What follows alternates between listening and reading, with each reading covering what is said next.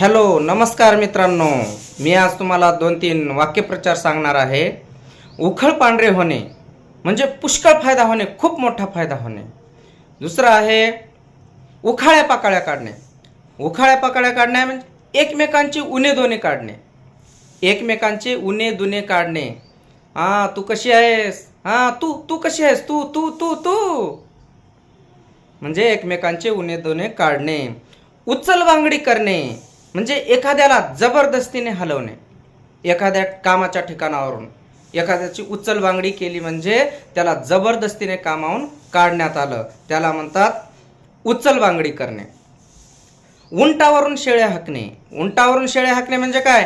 प्रत्यक्ष कार्यात पासून दूर राहून नुसत्या सूचना देणे, काहीच नाही, उगाच सूचना देत राहायचं म्हणजे त्याला म्हणतात उंटावरून शेळ्या हाकणे. काम तर काहीच करायचं नाही,